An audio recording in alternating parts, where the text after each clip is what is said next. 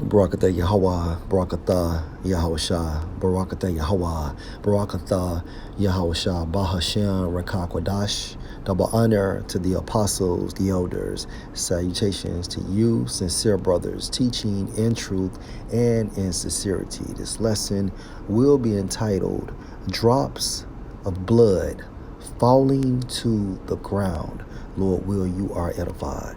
From the solemn assembly aspect to the celebratory and festive aspect, which are all there in the scriptures. I want to make sure that's clear. Yes, you're supposed to keep a solemn assembly, but also it's called, the Bible calls that a festival. So it's still a time to get festive. Okay, I want to make sure that's clear. According to what standard? Because we say, in the name of Yahweh, Bahashem, Yahushua. Okay? Yahushua is the highest standard. And the way he carried himself on earth, if the Spirit is working with you, you must attempt to do the same. Okay? Yahushua conducted a small, serious assembly regarding the Passover. He was not partying. He did not feel a fucking sense of mirth. Okay? He was under extreme stress. He had intense anxiety, ongoing worrying. Okay? And we're going to prove that through the spirit of Yahweh Ba'ashem Yahushua in this lesson. Drops of blood falling to the ground. Okay?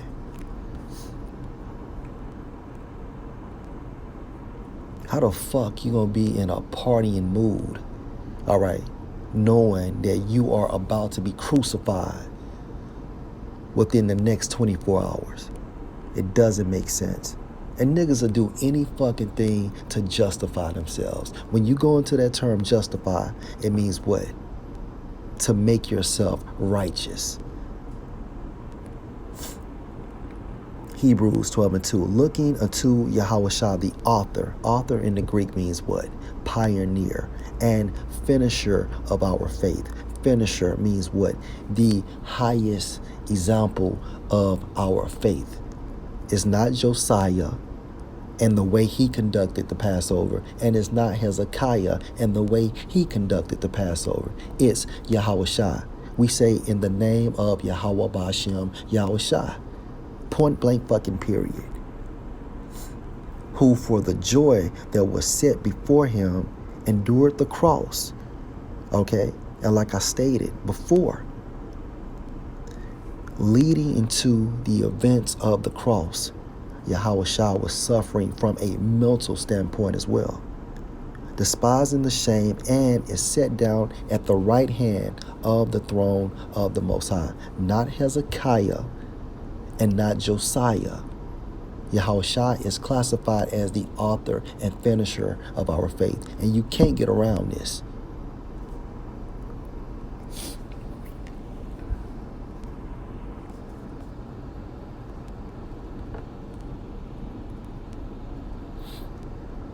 Luke 22 and verse 1.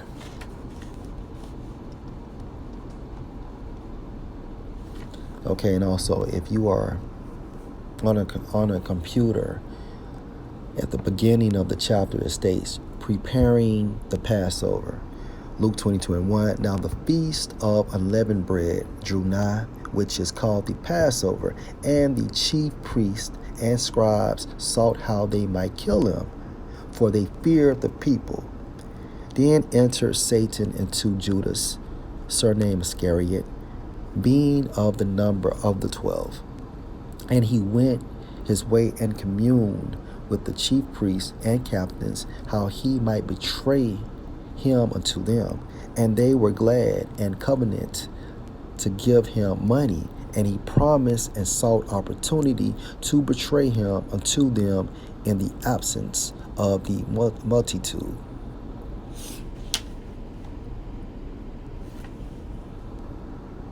Then came the day of unleavened bread, when the Passover must be killed.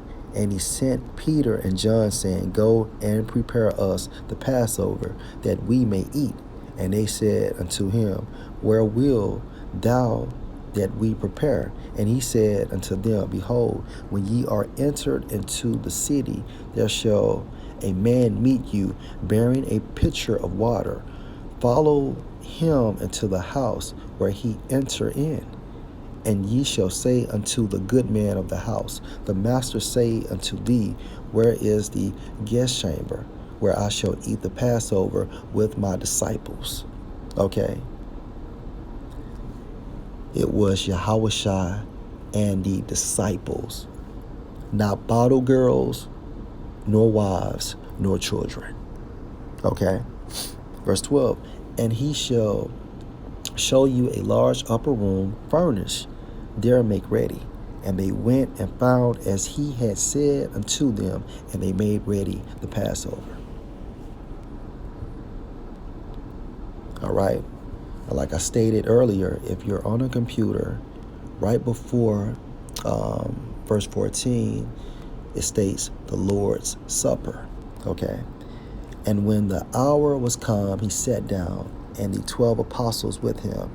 And he said unto them, With desire, I have desired to eat this Passover with you before I suffer. Let's read that again.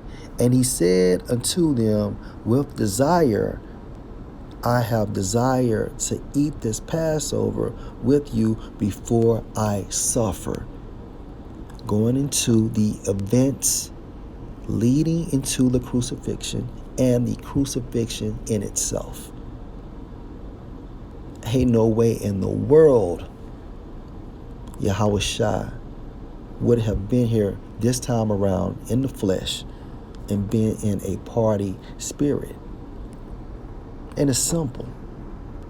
For I say unto you, I will not any more eat thereof until it be fulfilled in the kingdom of the Most High.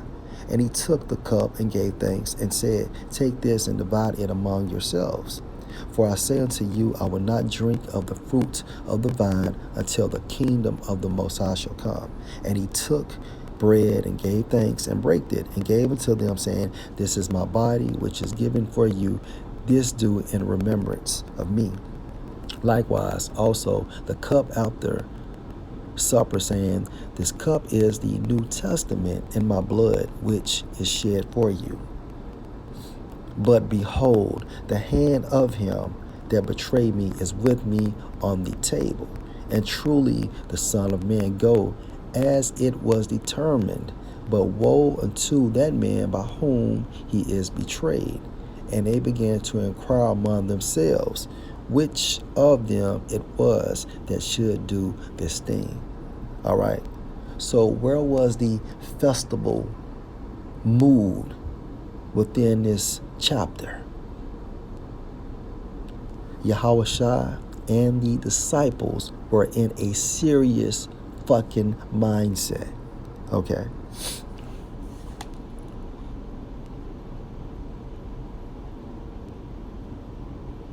Let's jump down to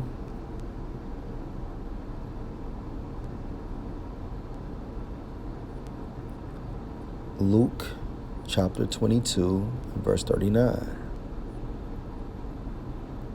And if you're on a computer, it reads, before this verse, the Garden of Gethsemane. Okay. And he came out and went, as he was wont, to the Mount of Olives, and his disciples also followed him. And when he was at the place, he said unto them, Pray that ye enter not into temptation. And he was withdrawn from them about a stone's cast, and kneeled down and prayed, saying, Father, if thou be willing, remove this cup from me. Nevertheless, not my will, but thine be done. Do you see the mood Yahushua was in? He was asking our Father Yahweh for an alternative route. Okay? Where is the mirth within this incident? Riddle me that. Verse 43, and there appeared an angel unto him from heaven, strengthening him, okay, building him up in the spirit. That angel did not instruct Yahushua, hey, let's go party. Let's have a drink. Okay.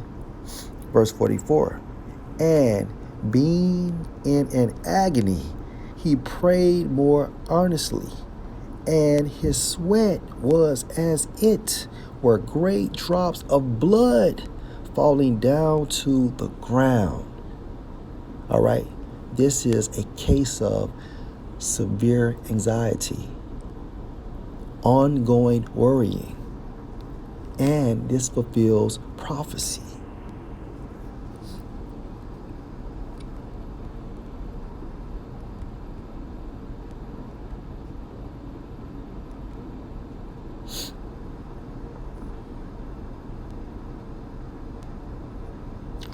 Isaiah 53 and verse 4, surely he hath borne our griefs and carried our sorrows, yet we did esteem him stricken, smitten of the Most High, and afflicted.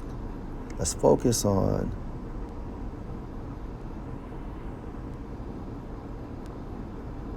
I want to focus on sorrows. So let me pull it up in another manner. Isaiah 53, verse 4.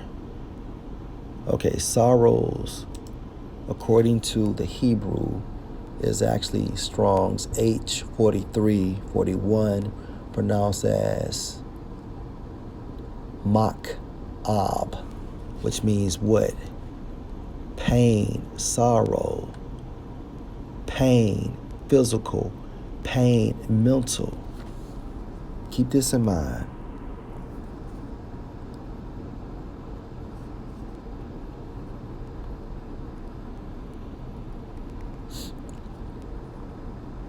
Luke 22, verse 44. And being in an agony, he prayed more earnestly, and his sweat was as it were great drops of blood falling down to the ground. This is an example of mental pain.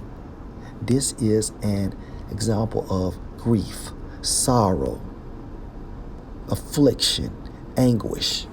Okay? Now, what would cause great drops of blood falling down to the ground, according to medical terminology?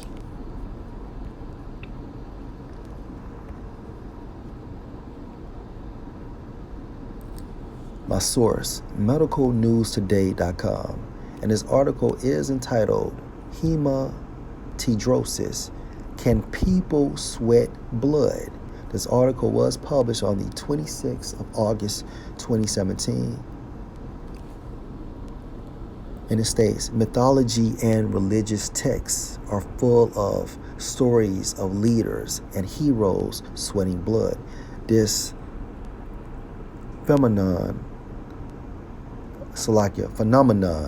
is not just fantasy, however, but very real, as well as bloody sweat. People can ooze blood from their eyes, nose, and other mucous membranes in a condition known as hematidrosis.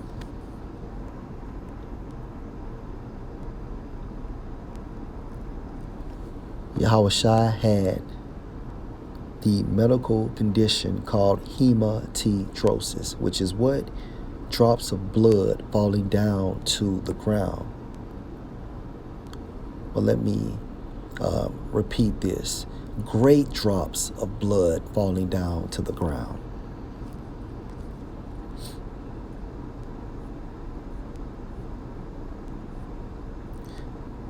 Facts on hematidrosis. Fast facts. Hematidrosis remains mysterious due to its rare occurrence. Hematidrosis is so rare that studies on it usually focus on a single case. Research suggests that tiny blood vessels that cause blood sweat are more likely to rupture under intense stress. The stress can be physical, psychological, or both. Treatment depends on the underlying cause. Okay, let me go back. Research suggests that tiny blood vessels that cause blood sweat are more likely to rupture under intense stress. The stress can be physical, psychological, or both.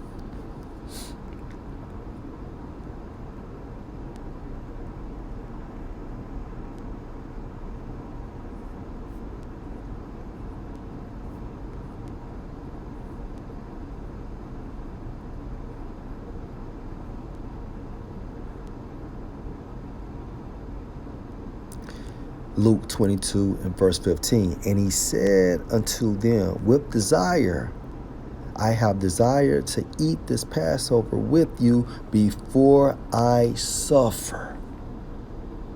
So Yahushua was in a mindset of intense stress. He was worrying. He had fear. He had anxiety. And therefore, what happened? He prayed more earnestly. And as a result,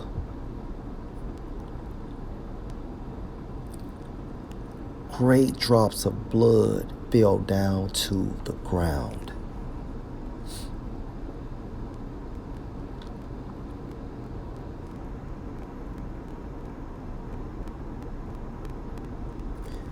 And this is an example of hematidrosis. As you can see, the blood on this person's face that ran down to her or his cheeks. Cheek.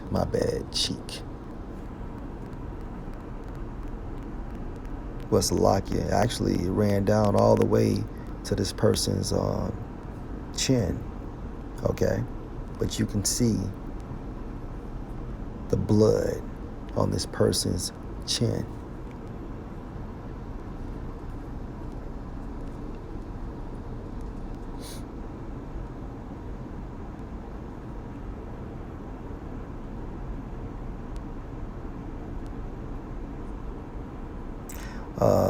Hematidrosis, according to Wikipedia.org, is a condition in which capillary blood vessels that feed the sweat glands rupture, causing them to exude blood, occurring under conditions of extreme physical or emotional stress. Severe mental anxiety activates the sympathetic nervous system